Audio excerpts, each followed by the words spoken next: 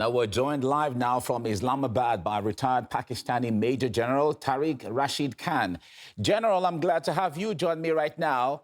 So, after the peace talks between Iran and the United States failed, Trump has announced that starting today, he will be imposing a blockade of his own on the Strait of Hormuz.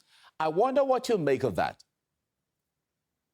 I think the goodwill achieved at Islamabad that needs to be capitalized.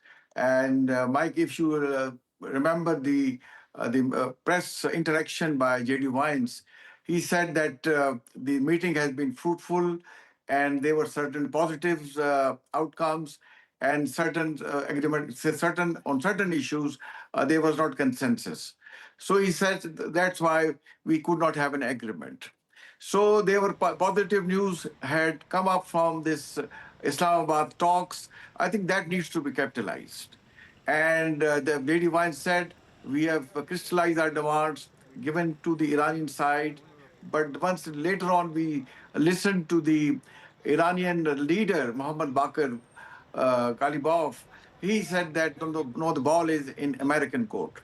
I think the both sides are playing to their domestic audience also, but what actually matter is that the Islamabad talks has been held, and they have been held after 47 years, and Pakistan emerged as a credible nation, credible countries, credible leadership who were able to convince or ask both the countries, instead of resorting to this war rhetorics, come to Islamabad and talks one to one with each other. So this is the first time since in last 47 years that one to one talks has been held in Islamabad, and you see in one sitting or in one day you cannot expect the baggage of 47 years that to be addressed. I think instead of resorting to the media statements, they need to both sides needs to capitalize the goodwill which has been created at Islamabad, and they should try to mend the differences and talks about the brass tack. The brass tack is that Strait of Hormuz has to be opened. As you know, the Strait of Hormuz is an international water. Iran cannot solely lay its claim on Strait of Hormuz. As you know, the at the shortest possible distance at the Strait of Hormuz is 33 kilometers.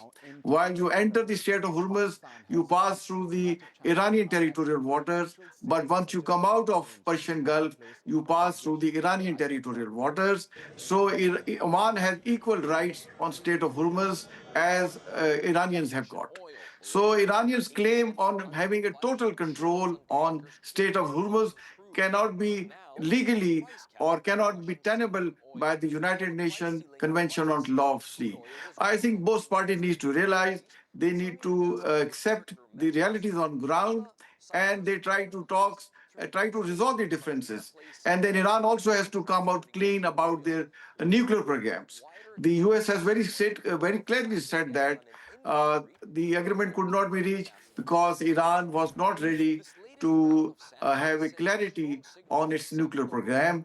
And Iran, if they want to have a peaceful use of nuclear technology, they can do by all means by enriching the uranium from 3 to 5%. And still, if they want to do some kind of a research, then maximum limit internationally recognized is 20% of enrichment. So anything, if you enrich beyond 20%, that falls into the domain of weapon grade capability. So I think both sides needs to look inward, and they need to come clean and do some confidence building measure so that this especially the question of Strait of Hormuz is resolved, and the whole world is affected by this. And as you were quoting the price of oil, 94 to 96 barrel, you see, at the start of the talks, they came in the media just by resumption of these talks. The world economically, by the various, by trading, various stock market, had gained 3.6 trillions of dollars.